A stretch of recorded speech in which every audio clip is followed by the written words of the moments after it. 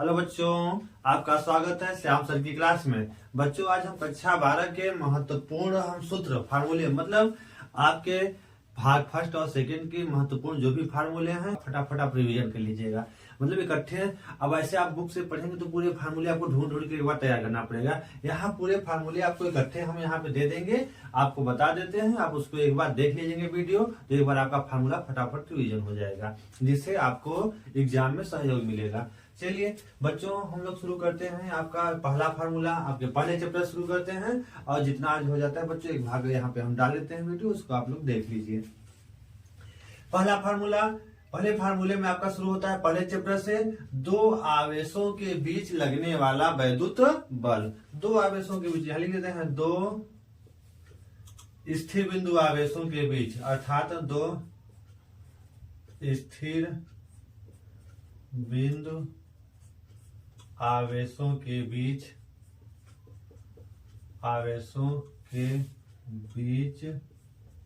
लगने वाला वैद्युत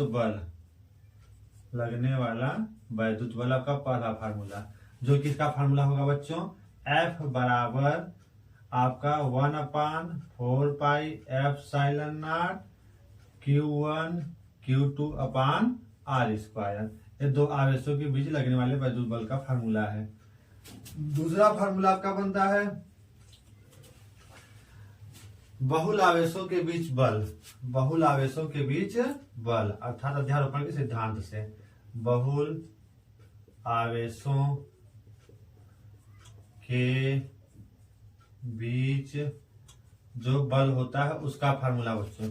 बहुल आवेशों के बीच जो बल का फार्मूला होगा F1, मान लिया पहले आवेश पे लगने वाला जो बल है F1 बराबर जो हो जाएगा F12 plus F13 plus F14 plus आप करेंगे प्लस F1n, अर्थात आपका यह है बहुल आवेशों के बीच बल का फार्मूला, अर्थात अध्यारोपण का सिद्धांत है बच्चों।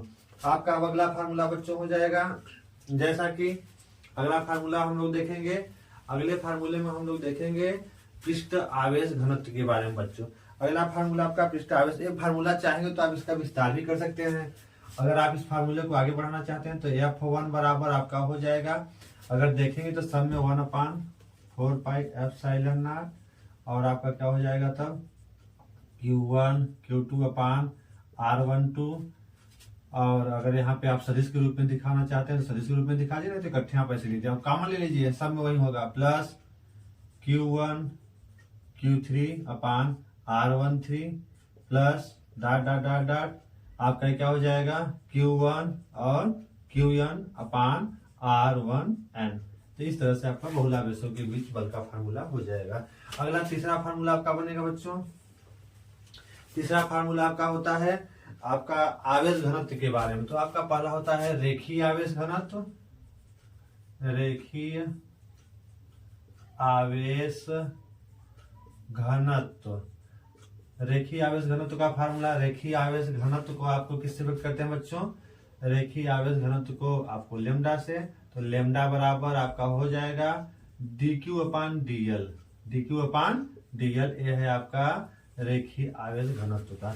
इसी में आएगा आपका बच्चों चौथा पृष्ठीय आवेश घनत्व का, पृष्ठीय आवेश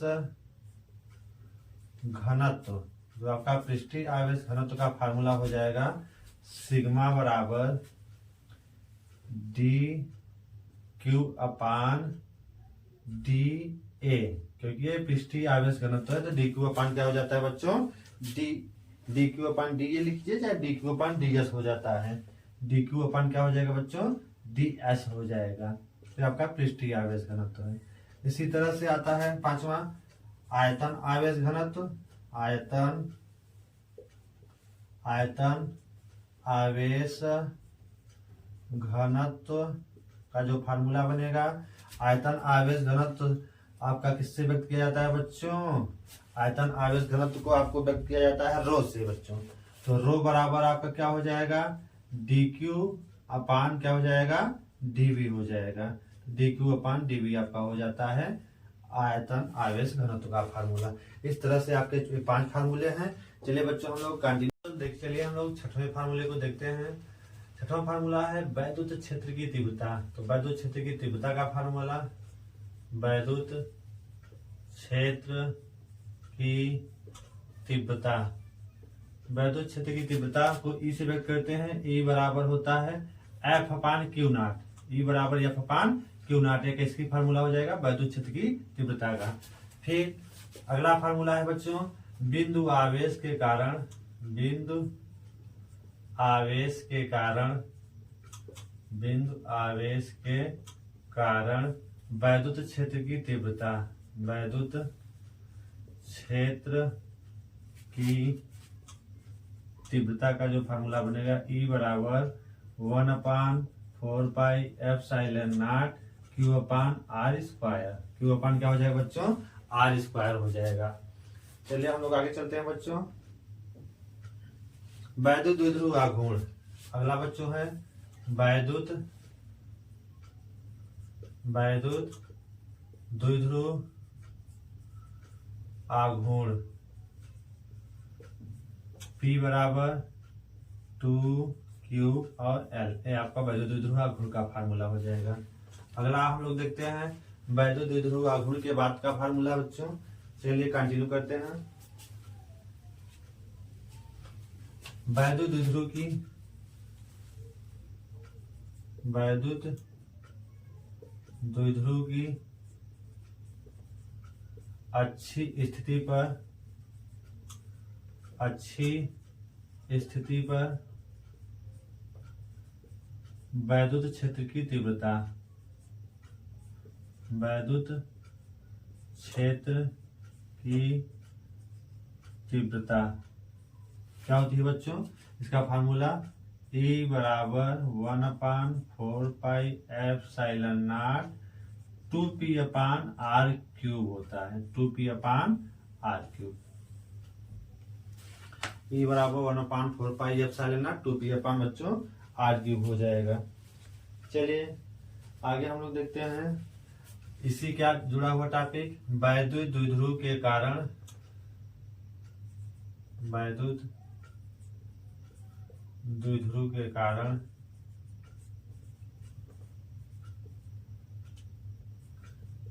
निरक्षीय स्थिति पर, निरक्षीय स्थिति पर स्थित पर वैद्युत क्षेत्र की तीव्रता, वैद्युत क्षेत्र की तीव्रता, इसका फार्मूला हो जाएगा बच्चों E बराबर 1/4 एप्सिलॉन नॉट और हो जाएगा P upon r cube. P upon क्या हो जाएगा, आर क्यूब हो जाएगा। मतलब जो अच्छी स्थिति पर वैद्युत क्षेत्र की तीव्रता का आधा होता है निरक्षीय स्थिति पर वैद्युत क्षेत्र की तीव्रता का। अगला क्वेश्चन अगला है 11वां बच्चों। 11वां हम लोग देखेंगे क्या है आपका, एक समान बाह्य वैद्युत क्षेत्र में रखे, एक समान बाह्य वैद्युत क्षेत्र में रखे वैद्युत द्विध्रुव पर, वैद्युत द्विध्रुव पर लगने वाला बल, एक समान बाह्य वैद्युत क्षेत्र में रखे वैद्युत द्विध्रुव पर लगने वाले बल युग्म, लगने वाला बल युग्म का आघूर्ण, बल युग्म का आघूर्ण, बल युग्म का आघूर्ण क्या होता है बच्चों, बल युग्म का टाउ बराबर P साइन थीटा, टाउ बराबर P E साइन थीटा। इसको भी आपको तैयार कर लेना है बच्चों। चलिए हम लोग कंटिन्यू करते हैं आगे। वैद्युत फ्लक्स, हमारा है वैद्युत फ्लक्स का फार्मूला, वैद्युत फ्लक्स वैद्युत फ्लक्स होता है बच्चों फाई ई बराबर E vector E into vector vector E into vector A या vector E into vector A हो जाएगा बच्चों। तो इसको हम लोग लिखेंगे क्या, vector E into vector A को, तो ई ए कास थीटा अगर हम एंगल के रूप में दिखाएं तो हो जाएगा बच्चों ई ए कास थीटा। ये हो जाएगा फाई ई बराबर ई ए कास थीटा। फाई ई बराबर क्या हो जाएगा, ई ए कास थीटा। फिर हम कंटिन्यू करते हैं बच्चों, गॉस का नियम जो है, तो गॉस का जो नियम है, और नियम का फॉर्मूला क्या होता है, फाई ई बराबर क्यू अपान एप्सिलॉन नॉट, और क्यू क्या है, संपूर्ण आवेश, अर्थात सिग्मा लगा सकते हैं, sigma Q upon epsilon not होता है। ये गॉस का फॉर्मूला हो गया। 14वां है गॉस के नियम का अनुप्रयोग है। गॉस के नियम के अनुप्रयोग, तो गॉस के नियम का अनुप्रयोग है, इसके दो अनुप्रयोग है। पहला अनुप्रयोग है अनंत लंबाई का, अनंत लंबाई के आवेशित, अनंत लंबाई के आवेशित तार के निकट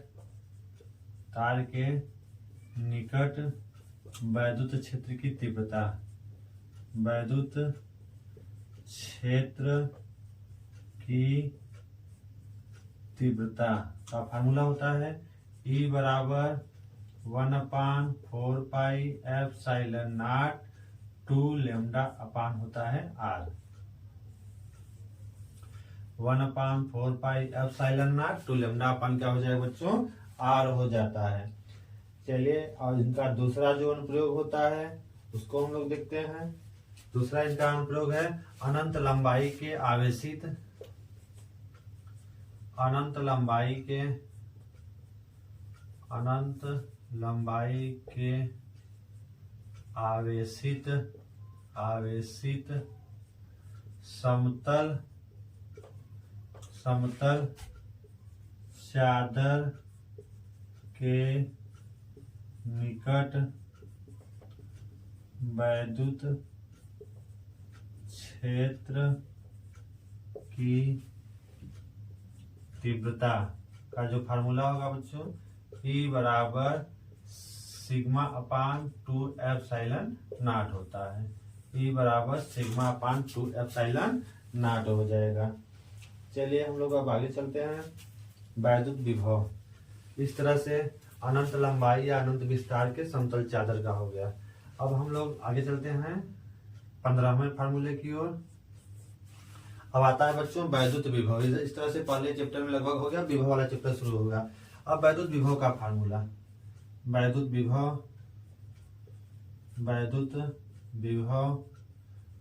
विभव V बराबर आपका हो जाएगा W अपान Q। V बराबर W अपान Q आपका विभव का फार्मूला बन जाएगा। वैद्युत विभव V बराबर W अपान Q। चलें आगे देखते हैं। वैद्युत विभवांतर का फार्मूला भी इसी तरह से हो जाएगा। चलिए हम लोग चलते हैं। चलिए अगला बच्चों, वैद्युत विभवांतर का फार्मूला। वैद्युत विभवांतर अर्थात दो बिंदुओं के बीच वैद्युत विभव में जो अंतर है, विभवांतर VA माइनस PB बराबर W अपान Q, या Q नॉट लेते हैं तो Q नॉट ले लेंगे आप। अगला फार्मूला आपका वैद्युत विभव, वैद्युत विभवांतर हो गया बच्चों। अब चलिए हम लोग देखते हैं वैद्युत क्षेत्र में दो बिंदुओं के बीच एक आवेश को ले जाने में किया गया कार्य। चलिए वैद्युत विभवांतर के बारे में हम लोग देखते हैं। वैद्युत क्षेत्र में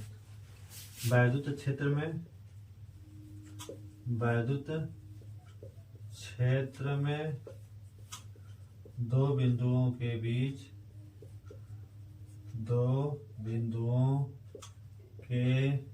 बीच किसी आवेश को ले जाने में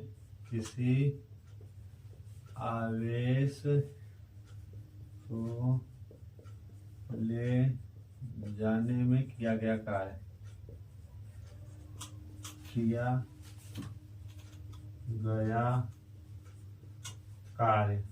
जो हो जाएगा, यही से आप चाहे तो निकाल लीजिए बच्चों। W बराबर आपका हो जाएगा, आप यहाँ चाहें तो आप चाहे साथ में लिख लीजिए, तो इसको लिख लीजिए विभवांतर को डेल्टा वी इंटू क्या हो जाएगा, क्यू नॉट हो जाएगा। डब्ल्यू बराबर delta we into Q not. अब आगे हम लोग इसको कंटिन्यू करते हैं।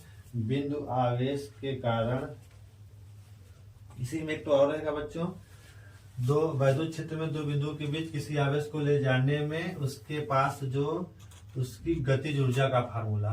तो अगर गतिज ऊर्जा पूछता है 18वें में, अगर दो बिंदुओं के बीच किसी आवेश को ले जाने में उसकी जो गतिज ऊर्जा अर्थात के बराबर जो फार्मूला होगा वह भी डेल्टा वी इंटू क्या हो जाएगा बच्चों, क्यू नॉट ही हो जाएगा।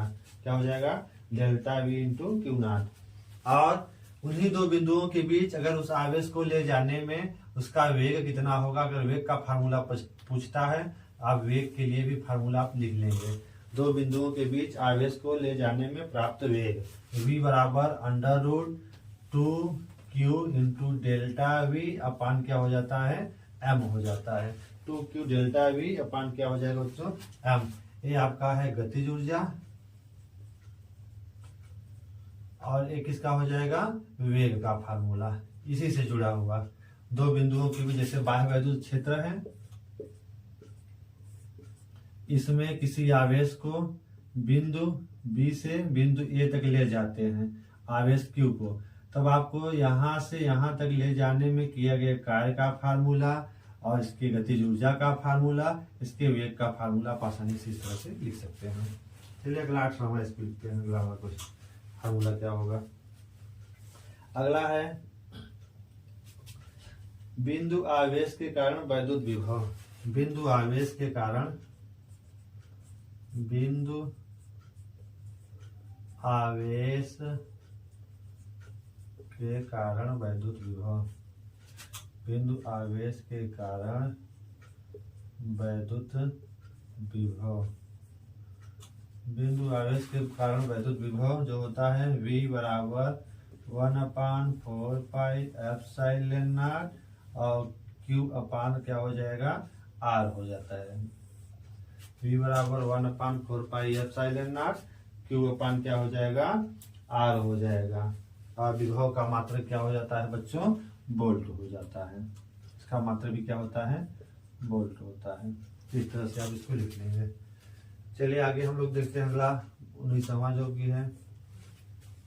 इसके बाद आपका है वैद्युत द्विध्रुव की अच्छी स्थिति में वैद्युत विभव। वैद्युत द्विध्रुव की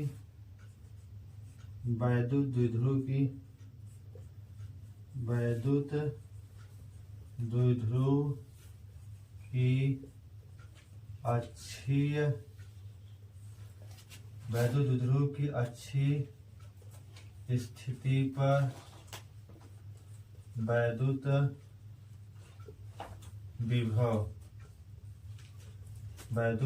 विभव v बराबर 1/4 pi epsilon not p upon क्या हो जाएगा बच्चों, r स्क्वायर हो जाता है। p अपान क्या हो जाता है, r स्क्वायर हो जाता है। तो इसको भी आप लोग याद कर लेंगे। आगे चलिए हम लोग कंटिन्यू करते हैं। चलिए बच्चों अगला हम लोग देखने वाले हैं वैद्युत द्विध्रुव के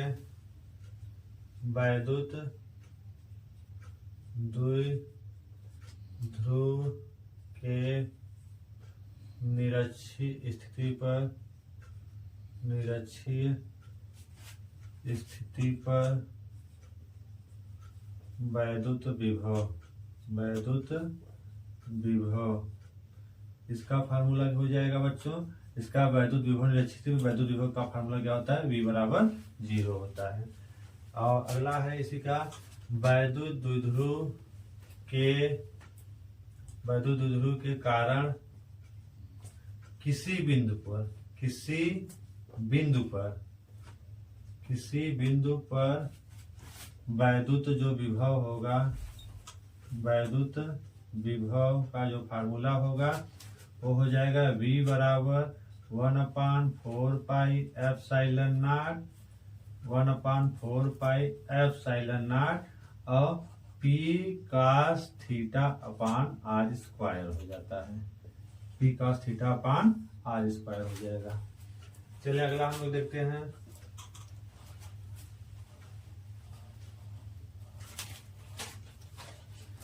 दो आवेशों की निकाय की वैद्युत स्थिति, दो आवेशों की निकाय की, दो आवेशों के निकाय की वैद्युत स्थितिज ऊर्जा, दो आवेशों की निकाय की वैद्युत स्थितिज ऊर्जा, जो इसका फार्मूला होगा U बराबर 1/4πε0 Q1 Q2 अपान R। Q1 Q2 अपान क्या हो जाएगा बच्चों, R हो जाएगा। इसका मात्रक क्या हो जाता है, जूल हो जाएगा। किसका ये फार्मूला बनेगा, इसका मात्रक क्या हो जाएगा, ऊर्जा का मात्रक जूल हो जाएगा। आगे कंटिन्यू करते हैं। आगे है तीन आवेशों के निकाय की, आगे है इसी में तीन आवेशों के निकाय की वैद्युत स्थितिज ऊर्जा जो होती है U बराबर 1/4πε0। सब में अगर तो कॉमन ले लेंगे, आपका पेयर के हिसाब से चलेगा। एक बार होगा Q1 Q2 अपान R12 प्लस Q2 Q3 अपान R23 प्लस Q3 Q1 अपान R31। इस तरह से आपका ये फार्मूला बन जाएगा। तीन आवेशों की निकाय की वैद्युत स्थितिज ऊर्जा का फार्मूला हो जाएगा। आगे हम लोग विभव प्रवणता को देखते हैं। तो विभव प्रवणता का फार्मूला, विभव प्रवणता का फार्मूला होता है माइनस डेल्टा V अपान डेल्टा x होता है। मतलब दूरी के सापेक्ष विभव में जो परिवर्तन की ऋणात्मक दर है वो क्या कहलाती है, विभव प्रवणता कहलाती है। अगला फार्मूला है वैद्युत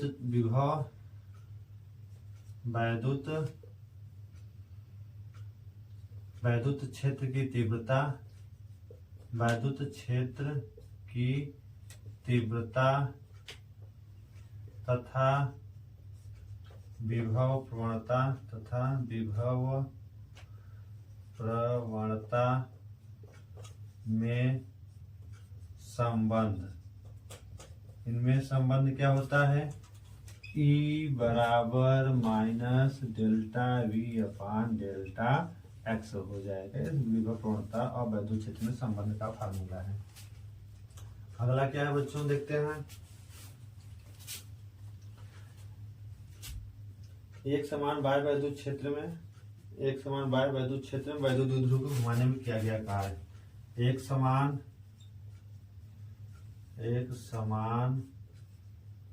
बाह्य वैद्युत क्षेत्र में वैद्युत द्विध्रुव को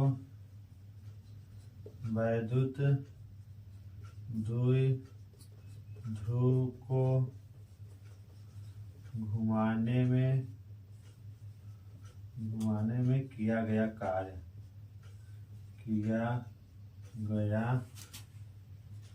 जो कार्य होगा W बराबर PE1 माइनस cos थीटा।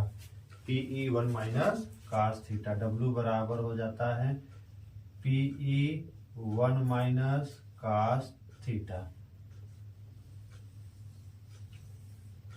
चलिए बच्चों अगला हम लोग देखते हैं।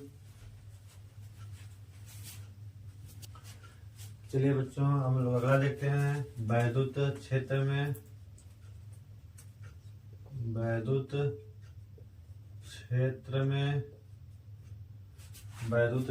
में है जो बच्चों अगला वैद्युत क्षेत्र में वैद्युत द्विध्रुव की स्थितिज ऊर्जा। वैद्युत क्षेत्र में वैद्युत द्विध्रुव की स्थितिज ऊर्जा U थीटा कौन बच्चों, U थीटा बराबर वैद्युत क्षेत्र में वैद्युत द्विध्रुव की जो स्थितिज ऊर्जा होगी यू थीटा बराबर minus p cos theta, minus p E cos theta. इसका फार्मूला ये हो जाएगा बच्चों। अगला हम लोग देखेंगे, अब इधर विभव वाला खत्म हो गया बच्चों, संधारित्र का चलेगा। अब पहले संधारित्र की धारिता का फार्मूला हम लोग देखने वाले हैं। अगला संधारित्र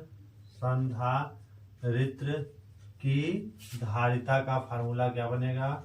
संधारित्र की धारिता जो होती है C बराबर Q अपान क्या होगी बच्चों? V हो जाएगी। C बराबर Q अपान V। Q आवेश है, V क्या है? विभवांतर है, और C क्या है? संधारित्र की धारिता है। C बराबर Q अपान V हो जाएगा। गोली संधारित्र की धारिता, गोली संधारित्र की धारिता, गोलीय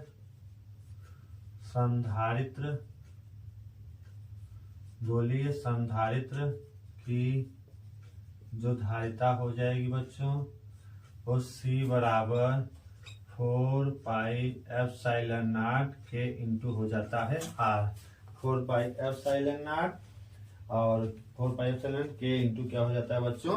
R, जहाँ पे R क्या है? रेडियस है, K है परावैद्युतांक है। इस तरह से गोली चालक की आपकी संधारित्र की धारिता हो जाएगी। अगला है समांतर प्लेट संधारित्र की धारिता। समांतर प्लेट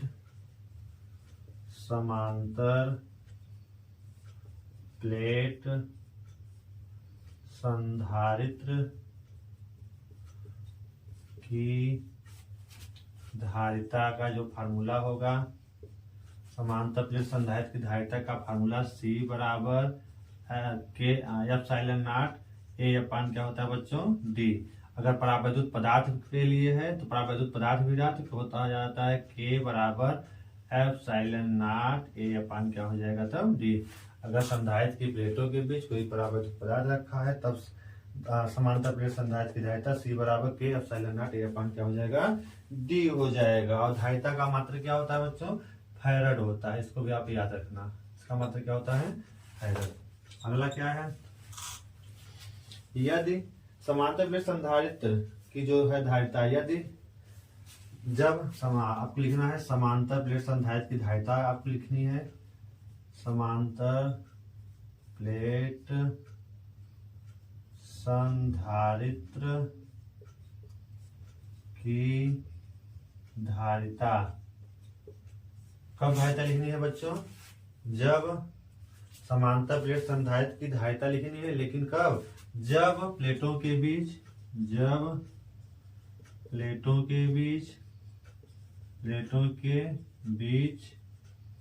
आंशिक रूप से परावैद्युत पदार्थ भरा हो, आंशिक रूप से परावैद्युत पदार्थ भरा हो, तब उसकी धारिता क्या हो जाएगी? तब उसकी धारिता C बराबर हो जाएगी एप्सिलॉन नॉट A। C बराबर epsilon not A upon epsilon not A upon D minus T plus T अपान क्या हो जाएगा? K हो जाएगा। इस तरह से आप इसको भी नोट कर सकते हैं। Epsilon not A D minus T plus T upon K, जहाँ पे T क्या है? परावैद्युत पदार्थ जो भरा उसकी आपकी मोटाई है, और K है परावैद्युतांक, D क्या है? प्लेटों के बीच की दूरी है, A है प्लेटों का प्रत्येक प्लेट का क्षेत्रफल है, C है संधारित्र की धारिता का फार्मूला। इस तरह से बच्चों आपका संधारित्र यहाँ तक हो गया। आगे संधारित्र जो फार्मूला बनेगा संधारित्रों के संयोजन से बनेगा। चलिए हम लोग कंटिन्यू करते हैं। संधारित्रों का संयोजन, संधारित्रों का संयोजन का फार्मूला। तो संधारित्रों के संयोजन के दो फार्मूले बनेंगे बच्चों। इसका जो पहला फार्मूला होगा श्रेणी संयोजन का, संधारित्रों का श्रेणी जो संयोजन होगा, संधारित्रों के श्रेणी संयोजन का जो फार्मूला बनेगा, क्या बनेगा बच्चों? संधारित्रों के श्रेणी संयोजन का फार्मूला जो बनेगा वो क्या बनेगा? 1/C बराबर 1/C1 संधारित्रों के संयोजन के श्रेणी संयोजन का जो फार्मूला बनेगा, तुल्य संधारित्र की धारिता 1/c बराबर 1/c1 plus 1/c2 plus 1/c3 dot dot 1 क्या हो जाएगा Cn, जितने भी रहेंगे सबको इस तरह से जोड़ लेंगे। और अगला फार्मूला इसी में होता है समांतर संयोजन का। अगला क्या होता है बच्चों, समांतर संयोजन का। चलिए समांतर संयोजन का हम लोग देखते हैं। चलिए संधारित्रों का समांतर क्रम संयोजन का फार्मूला, समांतर क्रम संयोजन का जो फार्मूला होगा उसकी तुल्य धारिता के लिए फार्मूला होगा C बराबर C1 plus C2 plus C3 plus क्या हो जाएगा Cn हो जाएगा। इस तरह से आपके समांतर संधारित्रों के समांतर संयोजन की तुल्य जो धारिता होगी इस तरह से प्राप्त की जा सकती है इस फार्मूले से। और बच्चों चलिए इसका हम लोग एक दो और फार्मूले उसको भी देख लेते हैं। इस तरह से आपका इतना टॉपिक पूरा कवर हो गया। अब संधारित्र की स्थितिज ऊर्जा का फार्मूला आपका अगला जो है संधारित्र की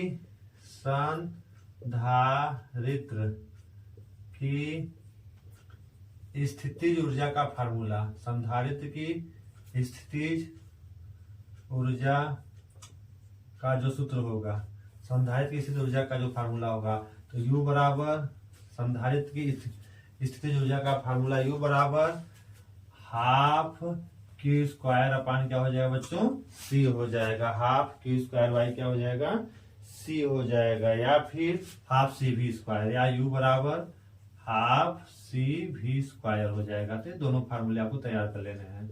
आपके किसके दोनों फार्मूले हैं, स्थितिज ऊर्जा के।